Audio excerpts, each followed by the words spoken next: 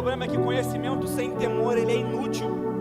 Saber quem é Deus não significa conhecê-lo pessoalmente. Existem muitas pessoas que sabem muito sobre Deus, mas que nunca tiveram nenhuma experiência profunda com Ele. Muita palavra na mente, mas nenhuma palavra no coração. Sabem demais, mas vivem de menos. Muita informação, nenhuma unção. Mentes cheias, mas corações vazios.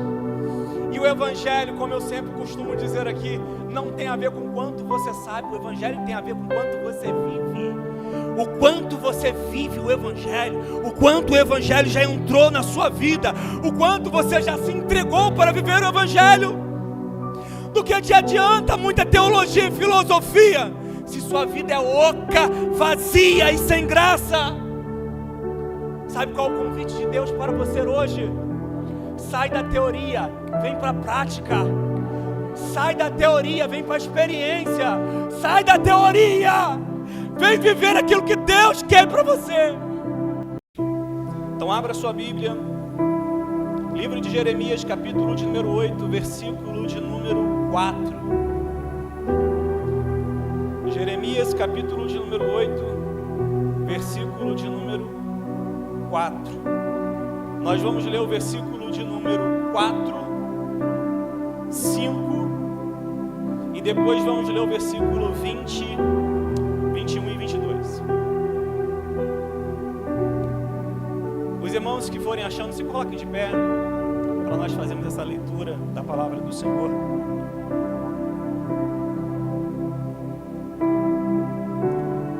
Jeremias, capítulo de número 8, versículos de número 4 e 5, diz assim: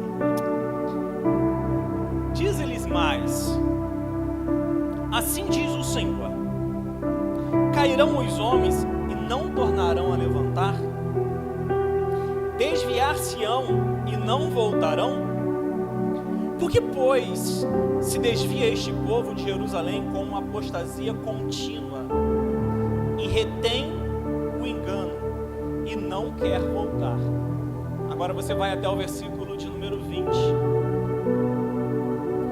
aonde diz assim, Jeremias 8, 20: passou a cega, findou o verão, e nós não estamos salvos.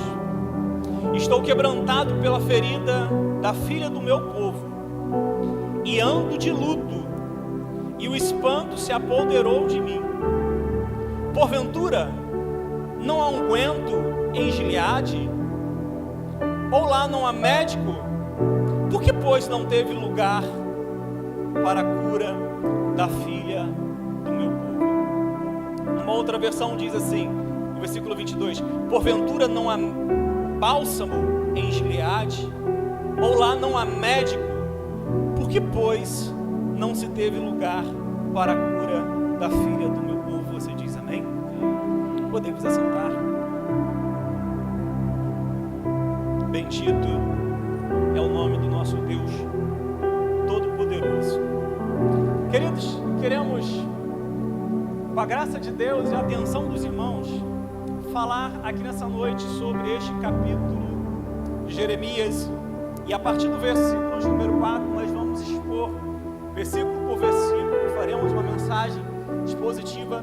Mas antes de entrar na mensagem, eu quero falar um pouco mais acerca desse profeta. Embora já tenhamos comentado sobre ele alguns domingos atrás, Jeremias, ele foi um profeta de um grande vulto no Antigo Testamento, filho de Uquias, onde ele começa a profetizar ali no período do rei Josias.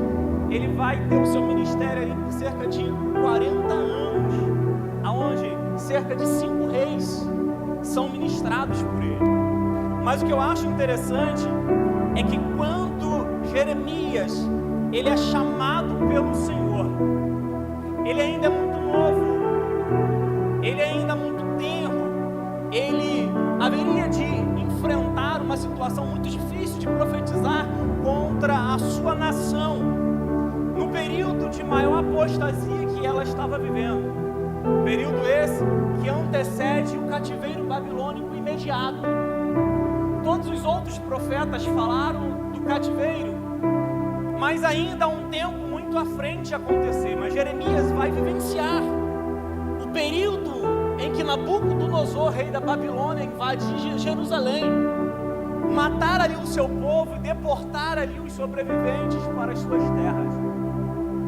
E quando o Senhor apresenta-se a Jeremias para chamá-lo para essa grande missão, Jeremias ele vai se esquivar diante daquilo que seria uma grande dificuldade para ele.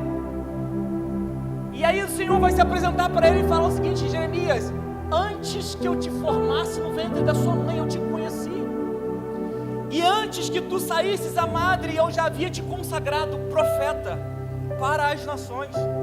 Jeremias, então, quando ele recebe aquela palavra, ele fala: Senhor, mas quem sou eu? Eu não passo de uma criança, eu sou muito jovem, eu não sei falar, isso é muito difícil para mim.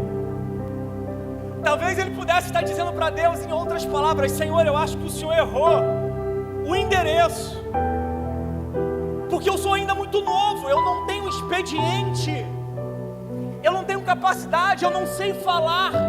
Como eu posso ali aceitar uma missão tão grande? Só que tem uma coisa: Deus não erra. Deus não errou quando chamou Jeremias, assim como Deus não errou quando chamou a mim e a você.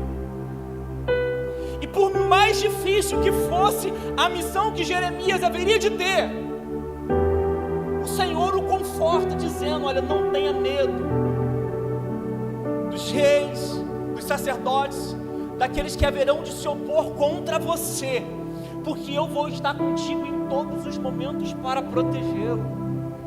O Senhor ainda vai dar a ele uma garantia: mesmo você sendo novo, eu farei de você como se fosse uma cidade fortificada, uma coluna de ferro, um muro de bronze contra essa terra, contra os reis de Judá e contra todos os seus oficiais, contra os seus sacerdotes e todo o povo da terra.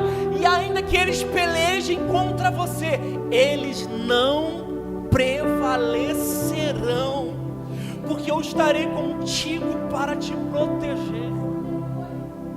A missão que Jeremias haveria de enfrentar é uma missão muito difícil, mas Deus lhe dava garantias de que o Senhor seria com ele. E profetizar para aquela geração naquele momento seria difícil, porque o povo estava completamente desviado, completamente assim, em apostasia em relação ao culto ao verdadeiro Deus, servindo a deuses pagãos. Jeremias começa no capítulo 2 dizendo o seguinte: a declaração que Deus faz acerca do seu povo: o meu povo fez duas maldades. A mim me abandonou, manancial de águas vivas, e cavou para si cisternas rotas que não retêm água. Isso é, colocaram a sua esperança naquilo que não é de nenhum valor, naquilo que não faz sentido, naquilo que não tem nenhuma significância. E Deus ainda fala a Jeremias: olha, olhai para as nações à sua volta, vede entre os povos se houve alguma nação que abandonou o seu Deus, ainda que deuses não fossem eles, eram obras de mãos humanas, mas o meu povo me abandonou. E isso já faz tempo. O manancial de águas vivas. Jeremias ele vai ter que encarar esse povo em um estado de apostasia espiritual, aonde eles não queriam ouvir a voz de Deus, quanto mais a sua repreensão. Ele vai enfrentar oposição por parte dos sacerdotes, ele vai enfrentar oposição por parte do rei, ele vai enfrentar oposição por parte dos seus amigos. A Bíblia vai dizer que ele vai enfrentar oposição até por parte dos seus familiares. A Bíblia vai dizer que ele vai enfrentar oposição por parte dos falsos profetas. E vai chegar um determinado momento no ministério de Jeremias em que ele não vai entender o porquê que ele carregava uma mensagem tão pesada, e ao mesmo tempo que que não surtia efeito na vida daqueles para quem ele estava pregando. O sucesso do ministério de Jeremias não foi atestado pelos frutos, mas sim pela sua fidelidade a Deus, de honrar a tua palavra até o fim. Só que carregar esse tipo de mensagem não é fácil. Por isso Jeremias, ele tanto sofreu. Chamamos ele de profeta chorão, porque ele via a reação do seu povo. Quando ele falava, o povo não lhe dava atenção, não lhe dava ouvidos. Isso fez com que ele se afundasse numa profunda depressão, aonde a Bíblia vai dizer que os olhos deles jorravam lágrimas, corriam como rios, a sua face vivia sempre encharcada, porque ele queria ver seu povo se convertendo, e o povo não se convertia. E aí ele vai reclamar com Deus, e Deus não passa a mão na cabeça dele, não. Deus chama a atenção dele e diz o seguinte: olha, Jeremias, se tu te fadigas com os homens que correm a pé, como tu has de se comportar com aqueles que vão a cavalo? Se apenas em terras de paz você se sente seguro, como você haverá de se sentir diante da transbordar do Jordão? Deus está dizendo para ele, olha o seguinte: olha, não faça corpo mole diante da dificuldade, porque o mistério que eu tenho contigo, ele é muito grande. Você não pode fazer corpo frouxo, você não pode arredar o seu pé. E ele sofria com isso, porque ele não podia ir para as festas, ele não podia participar de um velório. O Senhor o privou de casar e ter família. Ele vivia em constante solidão, e tudo que ele tinha era uma mensagem dada por Deus. E aí, o que Deus vai falar para ele? Quando ele está no mais profundo da sua depressão, o Senhor olha para ele e falou o seguinte: olha, se você parar de reclamar e se arrepender das palavras que você tem falado, e voltar a usar as suas palavras com valor, então eu te farei ainda meu porta-voz. Deixe que esse povo venha até você, mas tu não vais a ele, porque tu tem que ficar na sua posição. Eu não te chamei para você se igualar a este povo, eu te chamei para você fazer diferença. E só tem um jeito de nós fazermos diferente, sendo diferente, não tem outro jeito. O Senhor falou para Jeremias: Jeremias, o que eu tenho contigo é tão profundo que você não pode se envolver com esse povo que está desviado da minha presença. Deixe que eles venham até você, mas você não vá a eles. E isso deixava ele tão frustrado em relação a isso, que chegou a um determinado ponto em que ele vai escrever no seu livro, dizendo o seguinte: o Senhor me iludiu, e iludido eu fiquei. Foste mais forte do que eu, prevaleceste, por causa disso eu sirvo de escárnio para todo o meu povo.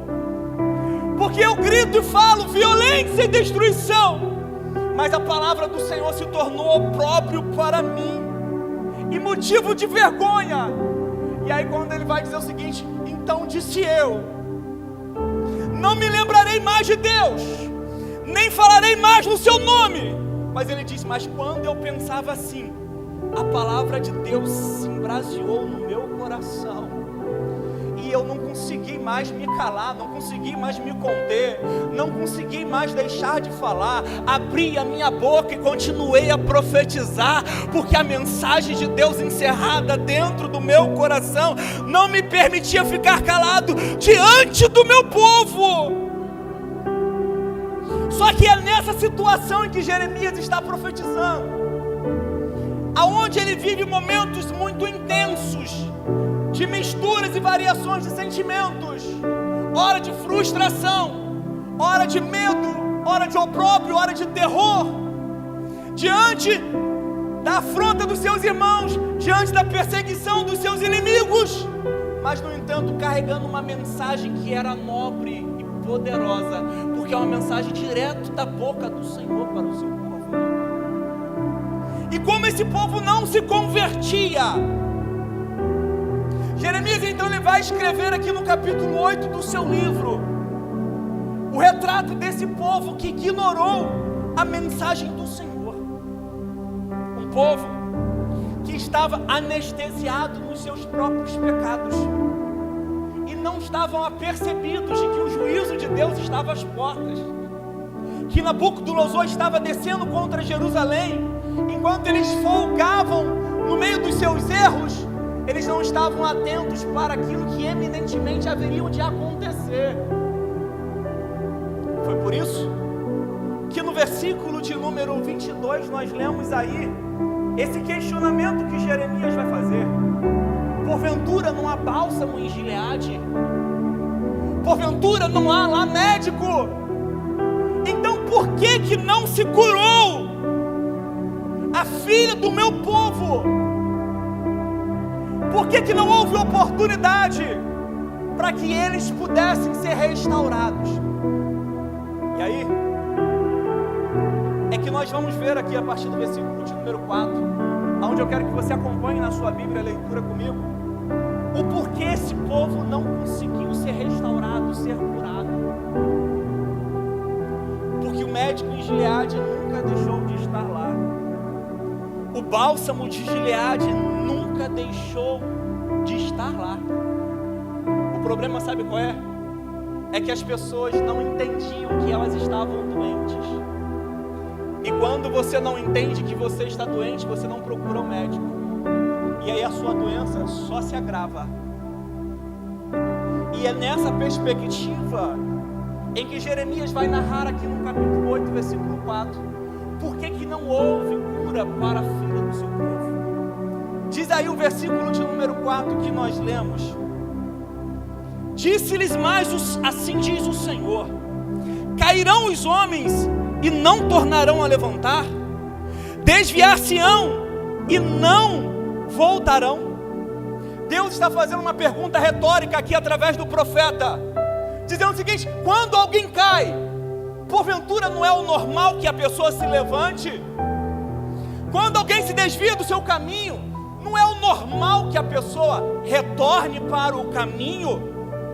Essa é a lógica natural. Quando cair, levantar.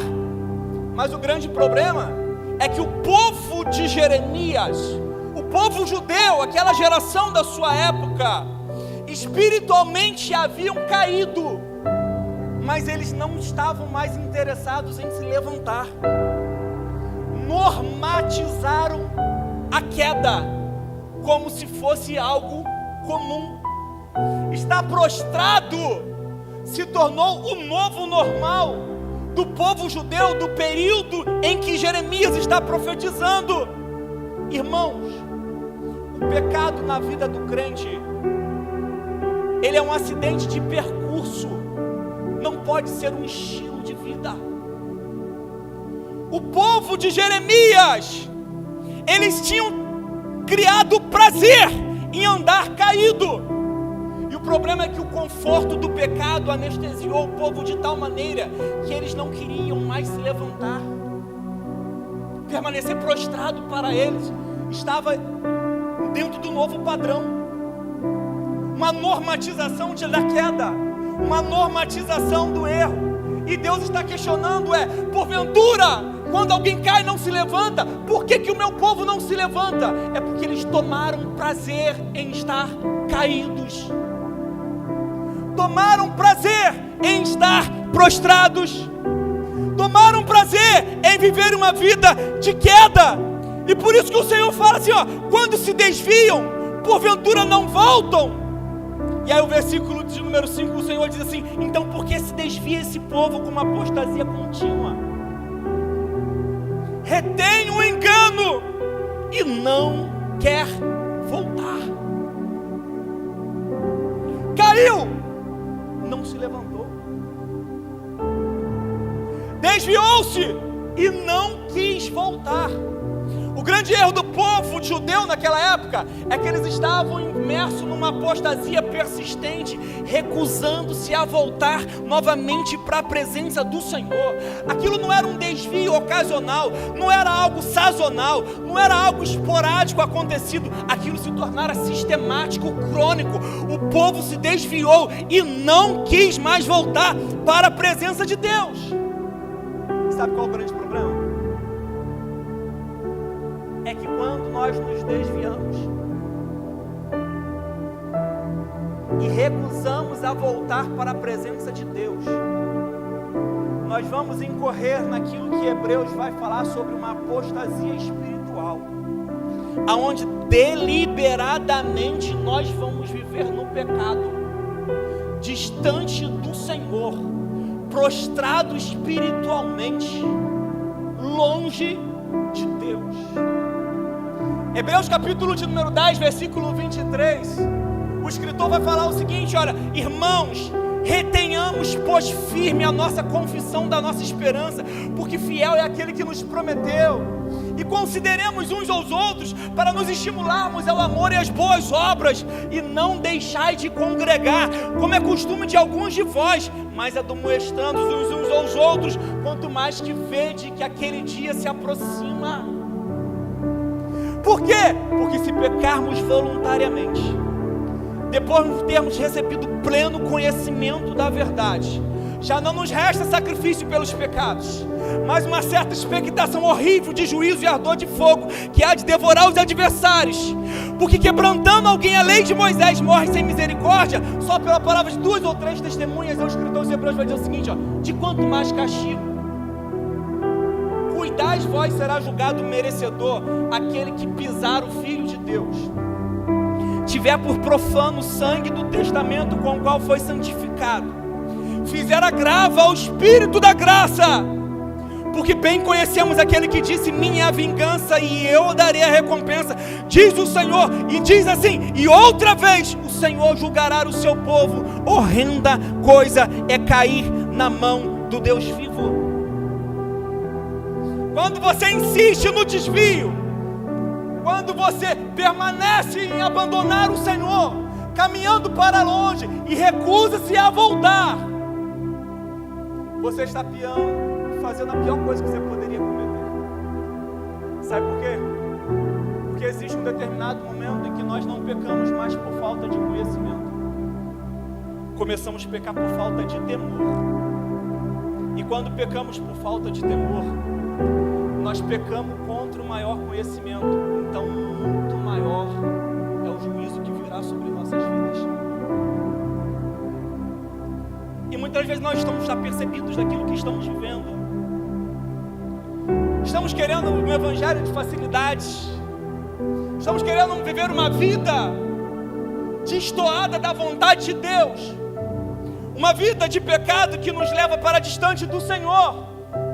E muitas vezes nos conformamos com isso, como se nada tivesse acontecendo. Não estamos mais querendo pagar preço. Não estamos mais querendo renunciar. Não estamos mais querendo andar pelo caminho da santidade. Mas Jesus Cristo, Ele vai dizer em Mateus 7, 13 e 14: esforçai-vos por entrar pela porta estreita, porque espaçosa é a porta, espaçoso o caminho que leva ao inferno, e são muitos aqueles que estão andando por ele. Mas estreita é a porta, é difícil o caminho que leva para a vida, e são poucos que se encontram com ele. Jesus Cristo disse: esforça, empenha-te por fazer aquilo que é necessário. O caminho de Deus é estreito, mas ainda é o caminho que leva ao céu. A porta da graça, ela continua aberta, mas ela continua estreita. Ela não vai se adequar às nossas conveniências, às nossas necessidades, não. É nós que nos adequamos ao Evangelho, e não o Evangelho que se adequa a nós. E o erro da nação de Judá é que eles estavam vivendo num estado de apostasia e não queriam voltar para Deus. O versículo de número 6 vai dizer o seguinte: eu escutei e ouvi, e eu vejo que eles não falam o que é reto. Não há ninguém que se arrependa da sua maldade, dizendo: que fiz eu? Deus estava olhando para a sua nação constantemente, esperando que eles retornassem para ela, em um arrependimento profundo nos seus corações.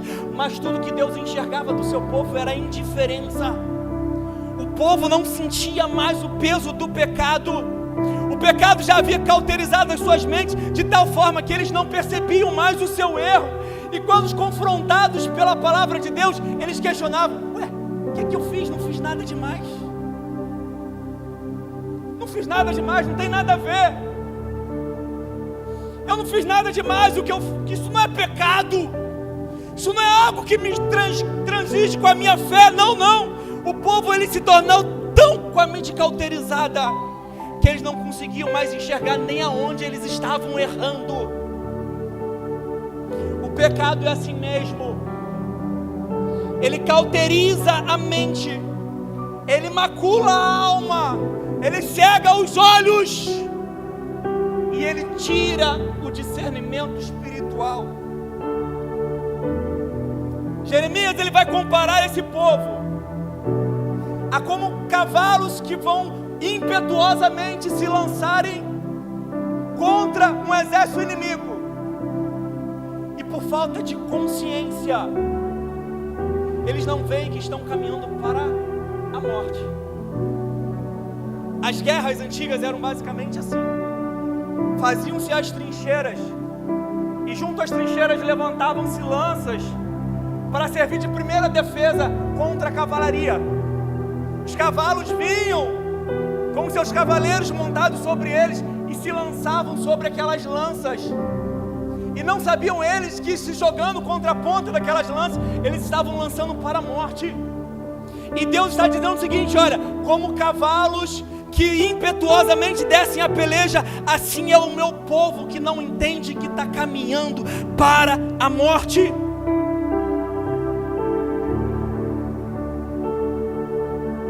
E aí o Senhor vai falar o seguinte: olha,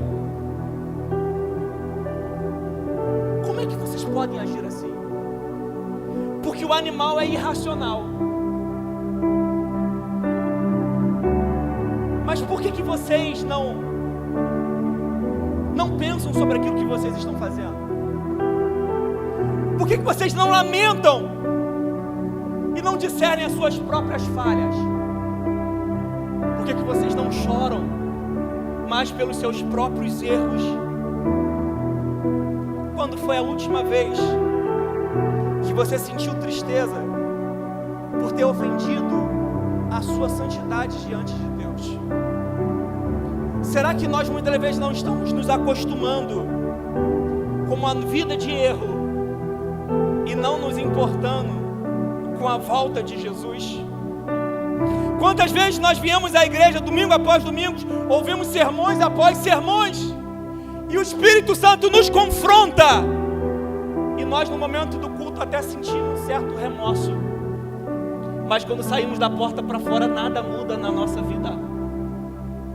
E nós muitas vezes não estamos atentos que, fazendo assim, nós estamos caminhando para a nossa destruição espiritual. O versículo 7, Deus toma um outro exemplo de animais, onde ele diz assim: até a cegonha no céu conhece os seus tempos determinados, e a rola e o grou e a andorinha observam o tempo da sua arribação, mas o meu povo não conhece o juízo do Senhor. Deus está dizendo assim: ó, a cegonha, a andorinha, o grou, os pássaros, eles conhecem o tempo da viração.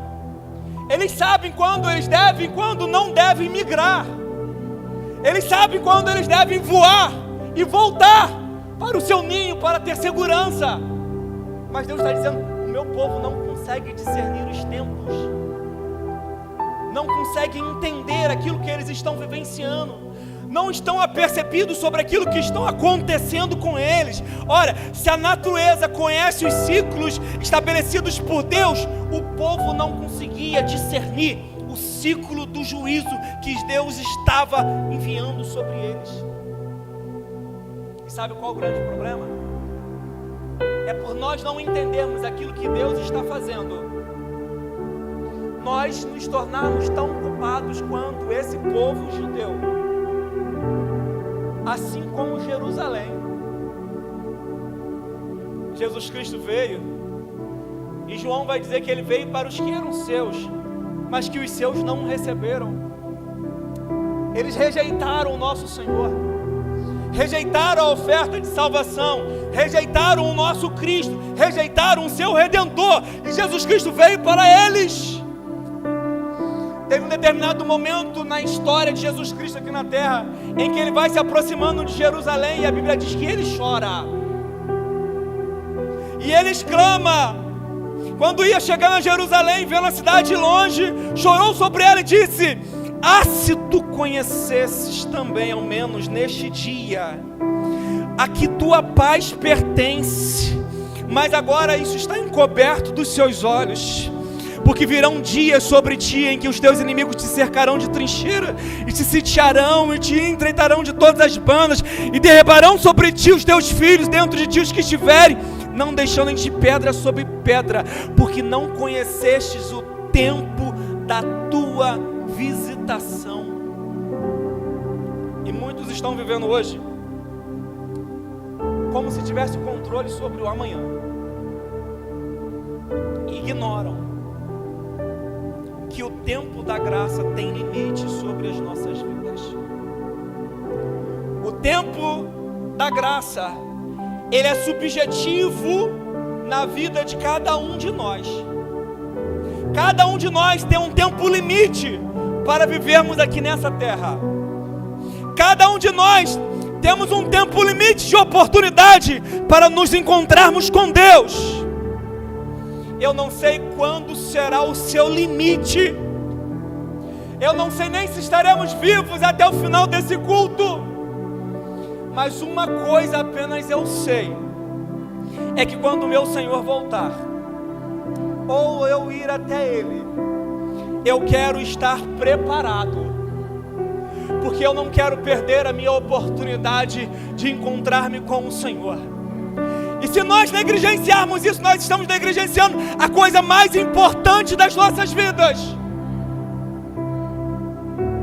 que é a nossa decisão de estarmos com o Senhor.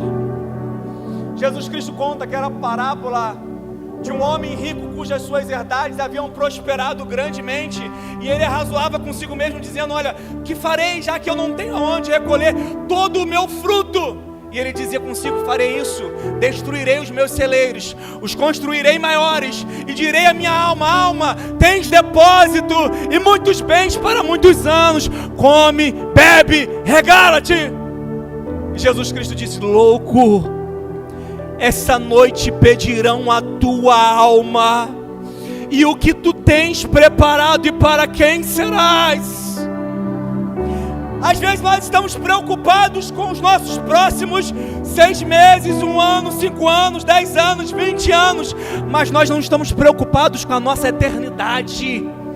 E estar preocupado com a eternidade é a coisa mais importante que nós devemos ter. E eu quero te dizer algo muito importante aqui nessa noite, com muito temor e tremor no meu coração. Você não pode negligenciar a decisão mais importante da sua vida: reconhecer Jesus Cristo como seu Salvador pessoal e Senhor. Negligenciar isso é negligenciar a sua própria eternidade. Mas Deus está falando que Deus não tem levado em conta o tempo da ignorância. Ainda que você tenha feito isso até hoje, hoje Deus te convida, hoje Deus te ordena: arrependa dos seus pecados, porque já tem um dia determinado para juízo de toda a terra. Já existe um dia determinado para juízo de toda a terra. Paulo vai falar em Atos 17, 30, 31 o seguinte: ó, na qualidade de nós como cooperadores de Deus, nós exortamos a vocês, meus irmãos, que não recebais em vão a graça de Deus. A graça está sendo nos oferecida e é hoje. A graça está sendo nos oferecida é hoje. é hoje o dia da graça, é hoje o dia da salvação, porque Ele vai dizer o seguinte: eu te ouvi no tempo da sua oportunidade e te socorri no dia da salvação, e eis agora o tempo da oportunidade, eis agora o dia da salvação. O tempo aceitável para Jesus te aceitar é hoje. O amanhã não pertence a nenhum de nós. Jesus quer nos salvar é hoje. Hoje é o dia de nós termos um encontro com Deus para mudar a nossa vida e o nosso destino eterno.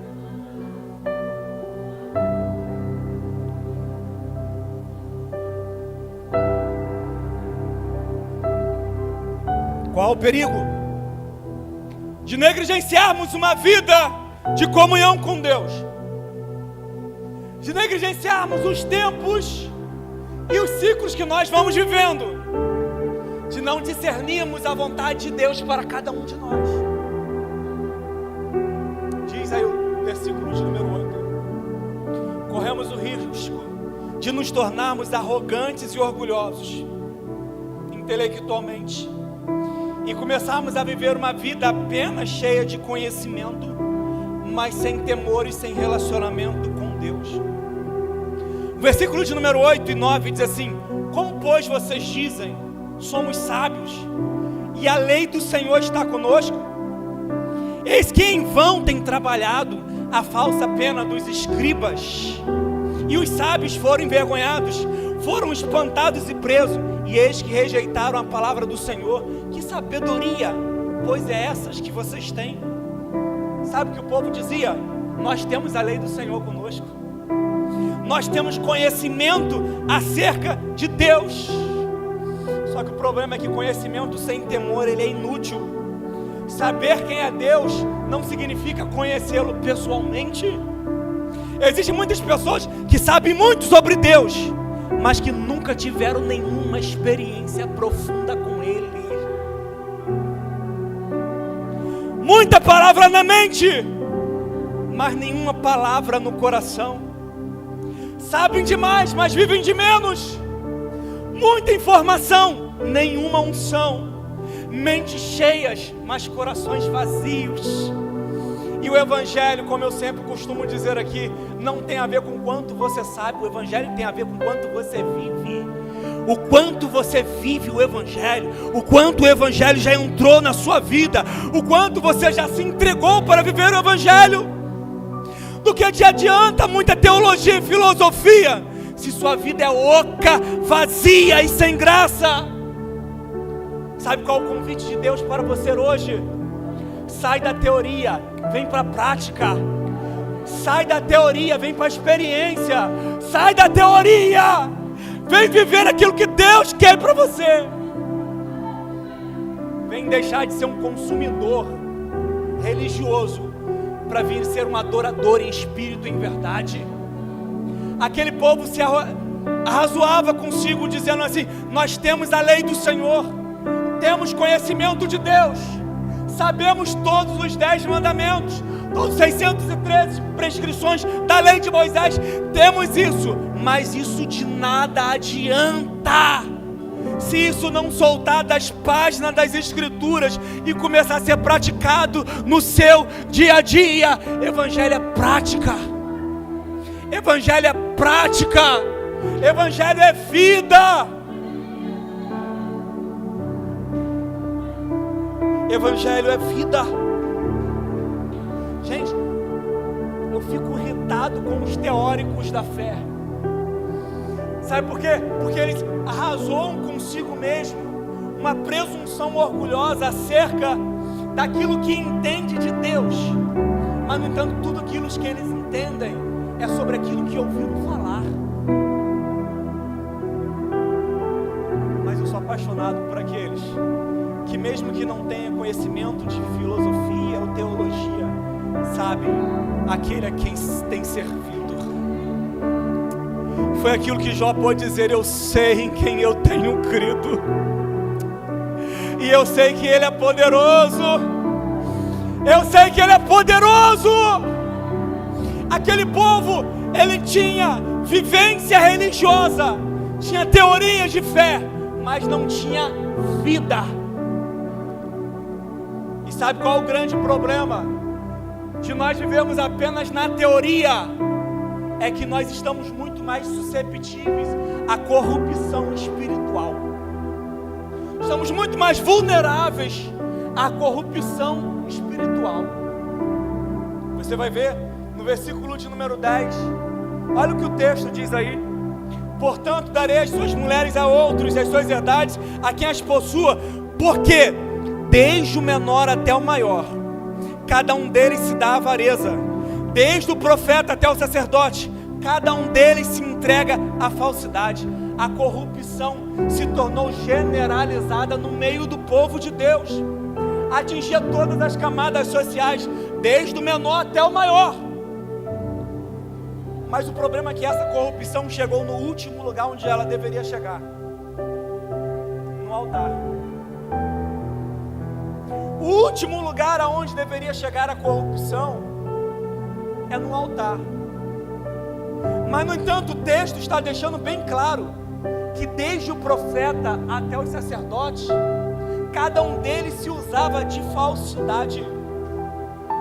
Jeremias está aqui denunciando que a liderança de Israel estava espiritualmente comprometida. A liderança de Israel estava em corrupção. E sabe quando nós conseguimos identificar que o altar está corrompido? Quando a mensagem pregada está desconectada da necessidade do povo.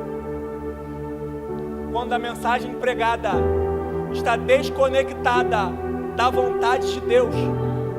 Quando as mensagens que descem do altar estão totalmente desassociadas ao ambiente e o momento em que o povo está vivendo. E era exatamente isso que estava acontecendo com o povo israelita, porque a mensagem que eles tinham ministrado ali do altar diziam apenas isso. Olha o que diz o versículo 11: eles curam superficialmente a ferida do meu povo, dizendo paz, paz, quando não há paz. As pessoas chegavam diante do altar machucadas, feridas, e os sacerdotes, os profetas, ao invés de lavarem a ferida, se infectarem ela, tirarem dali qualquer possibilidade de uma infecção profunda, eles simplesmente a cobriam com esparadrapos espirituais. O povo estava em ruína, o povo estava numa apostasia contínua, o povo estava caído e não se levantava, o povo havia se desviado e não voltava. E quando vinha perante o altar do Senhor, em vez dos sacerdotes a mostrarem um erro, pregarem a palavra com autoridade, eles diziam paz, paz, fica tranquilo,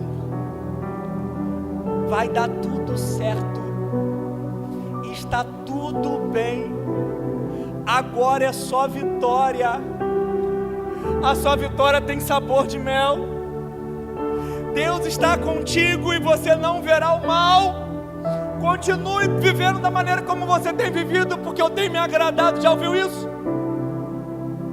Profetas de mentira, contextualizando hoje mesmo, quantos não são aqueles que se auto-intitulam homens de Deus, que estão nos púlpitos anunciando bênçãos sem arrependimento, promessas sem compromisso, vida sem transformação, evangelho sem cruz. Só que isso não é o evangelho do nosso Senhor Jesus Cristo. Isso não é o evangelho do nosso Senhor Jesus Cristo. Os falsos pastores e profetas na modernidade, eles falam apenas aquilo que o povo quer ouvir. O evangelho coach substituiu o arrependimento pelo autoaperfeiçoamento. O evangelho fariseu impõe regras humanas, mas é vazio da piedade cristã. O liberalismo teológico relativizou o pecado e desacreditou a palavra de Deus. e as doutrinas distorcidas da graça têm ensinado o povo a viver em pecado sem buscarem arrependimento.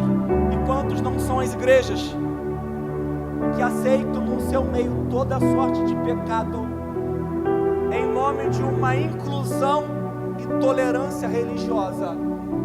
Só que isso não é o Evangelho de Jesus. Isso não é o Evangelho de Jesus. Isso não é aquilo que Jesus Cristo nos ensinou. É exatamente aquilo que Jeremias condenou diante do seu povo, na sua geração. Porque qual a consequência desse tipo de pregação?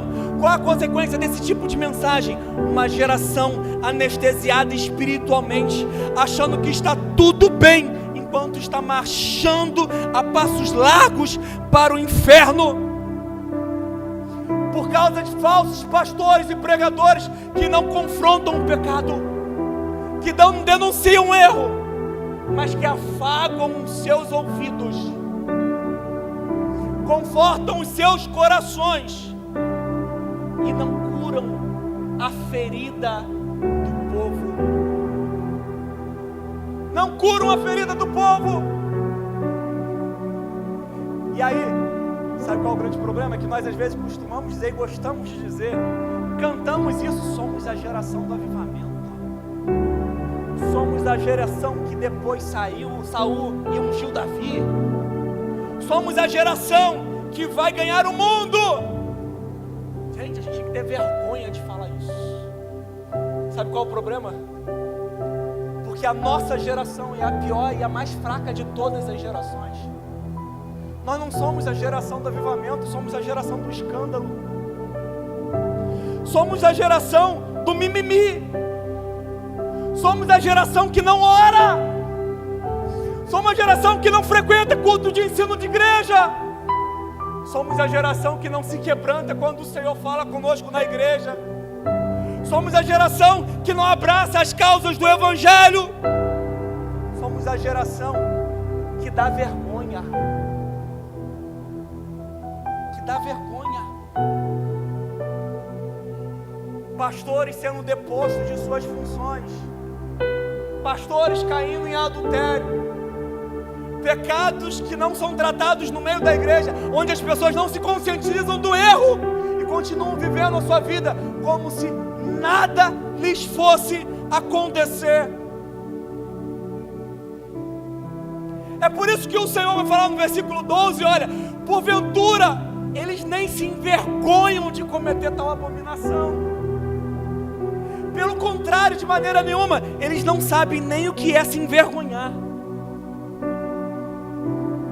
Você não tem vergonha do tipo de crente que você é, não?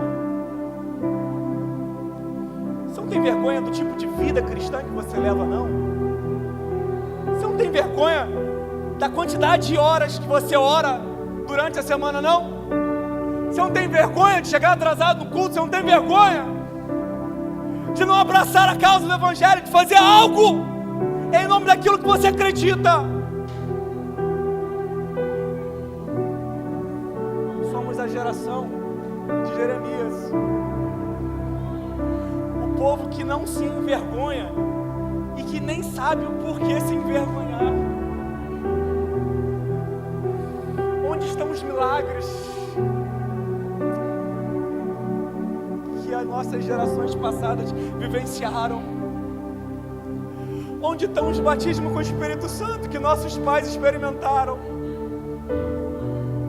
Onde está aquela igreja que quando chegava no templo se curvava diante do Senhor, que não tinha vergonha de carregar uma Bíblia debaixo do braço, não tinha vergonha de cumprimentar um irmão na rua dizendo paz, não tinha vergonha de se dizer cristão?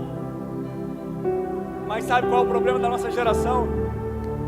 É que a nossa geração não se envergonha do Evangelho, mas vive para envergonhar o Evangelho, sem se preocupar que Jesus Cristo está à volta. Jeremias vai dizer, olha, a andorinha, o crow, As aves sabem o tempo da sua viração, o tempo da sua migração, mas o meu povo não se lembra mais do juízo, não conhece o tempo da sua visitação, não vive mais em perspectiva como se Jesus Cristo fosse voltar. E olha, você acreditando ou não, esperando ou não, estando preparado ou não, Jesus Cristo vai voltar. Ele já está voltando. Ele já está voltando. Ele já está voltando. Qual a consequência de nos tornarmos uma geração tão apática à vida de Deus? Uma geração tão indiferente com a vontade de Deus para as nossas vidas. Uma geração tão condescendente com o pecado. É que o juízo vem. E ele não falhará. O Senhor falou através de Jeremias. Nabucodonosor está vindo aí. Babilônia está vindo aí. Não poupará velhos, nem crianças, nem mulheres. Não poupará aos olhos deles ninguém. Mas matará tantos quantos estiverem na sua frente. E vos desterrará dessa boa terra que eu vos tenho plantado. E vos levará para a terra deles, para lá vocês serem escravos. Jeremias está dizendo, olha, o castigo vem. Sabe por quê? Se tem uma coisa que é inevitável, é a morte e o juízo. E o escritor dos Hebreus ele vai falar o seguinte: quanto aos homens está ordenado morrerem apenas uma só vez, seguindo logo após isso o juízo. E aí eu volto a falar, será que a gente não está nos preocupando com a oportunidade que nós estamos tendo hoje? Quantas pessoas gostariam de estar no seu lugar aqui nessa noite para ouvir essa palavra de Deus e ouvir o Espírito Santo falar ao seu coração dizendo: é com você que eu estou falando, é você que tem que mudar de vida, é você que tem que mudar essa situação, é você que está desviado, tem que voltar, é você que está caído, tem que se levantar, é com você que o Espírito Santo de Deus está falando, é para você essa mensagem essa noite. Não adianta você viver a vida que você está vivendo e achar que você vai estar de pé diante de Deus no juízo. O juízo de Deus, ele é inevitável. E agora eu caminho para encerrar. Versículo de número 20.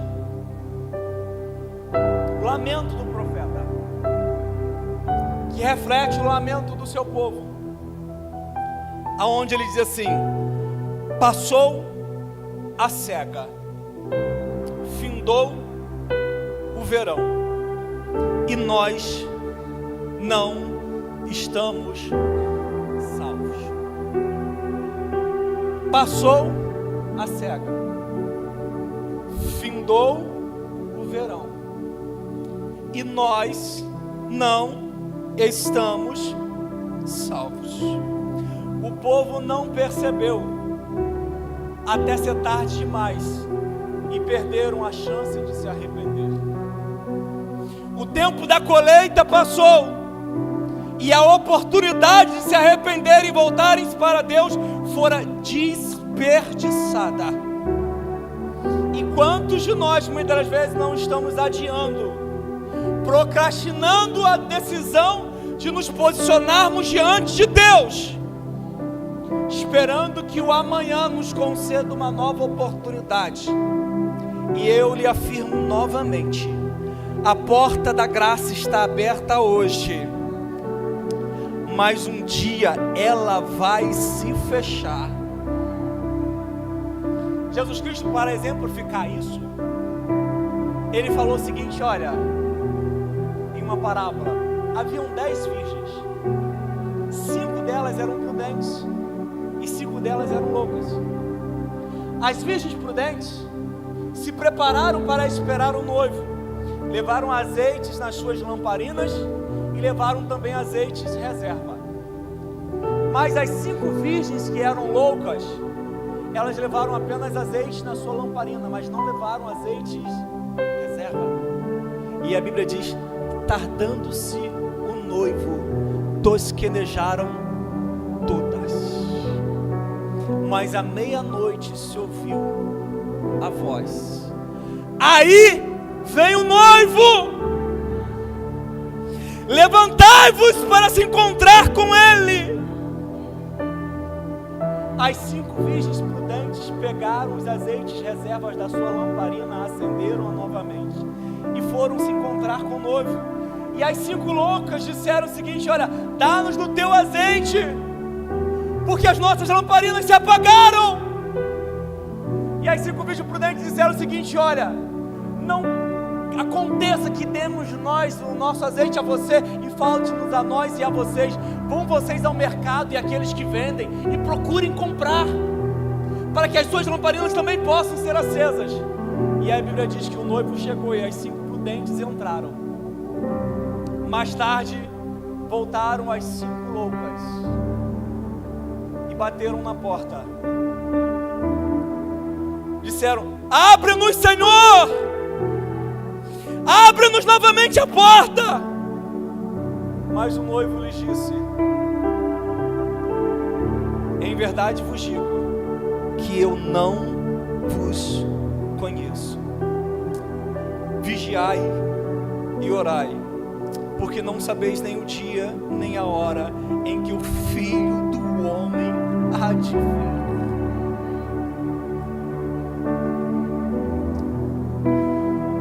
Se Deus voltasse agora, se Deus entrasse ali pelas portas para te buscar, para assumir com Ele, como está a sua vida hoje? Não estou perguntando para você amanhã, não, porque amanhã você pode estar dizendo: não, amanhã eu vou me preparar, amanhã eu vou me consagrar, amanhã eu vou orar, amanhã eu vou buscar, amanhã eu vou botar azeite na minha lamparina. Não estou falando de amanhã, não, estou falando hoje, agora. Se Jesus Cristo voltasse hoje, você estaria preparado para subir com Ele? Será que se nós viéssemos a ir ao encontro de Jesus hoje, poderíamos dizer que nós estamos salvos? Até quando nós vamos negligenciarmos e assumirmos uma vida de compromisso com Deus? Até quando nós vamos nos permitirmos vivermos uma vida sem santidade ao Senhor? Passou a cega, findou o verão, e nós não estamos salvos. Para aquela geração de Jeremias, foi tarde demais, porque eles perderam o tempo da oportunidade de se voltar para Deus, e o clamor que eles lamentaram foi exatamente esse: o tempo da oportunidade passou e nós não estamos salvos.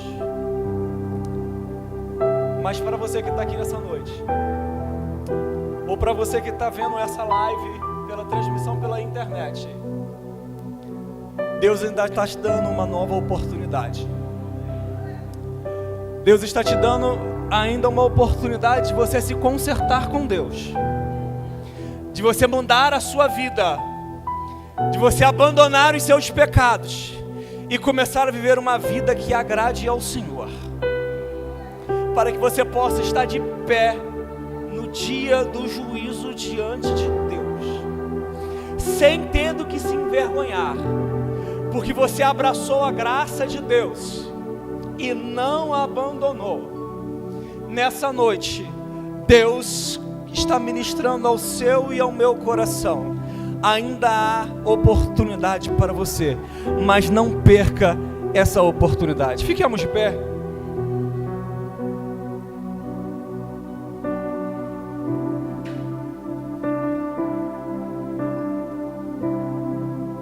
Não ignore os sinais.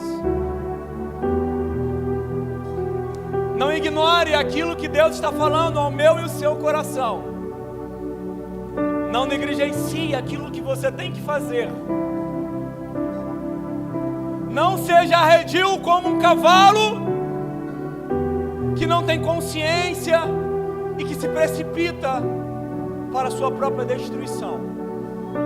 Antes, pelo contrário, entenda você aqui nessa noite que o nosso Deus é o Deus que está te dando uma oportunidade para você mudar de vida. E que se você não abraçar essa oportunidade,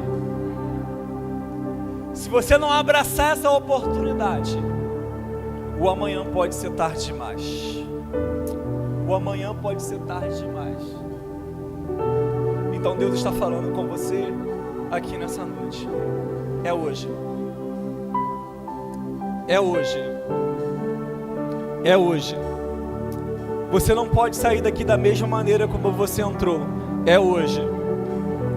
Você não pode negligenciar essa tão grande salvação pela qual Jesus Cristo morreu na cruz por você. É hoje. Você não pode se fazer-se de surdo, mudo, cego e coração endurecido àquilo que o Espírito Santo está comunicando na sua vida, porque é hoje. Hoje é o dia aceitável. Hoje é o dia da sua oportunidade. Hoje é o tempo da sua salvação.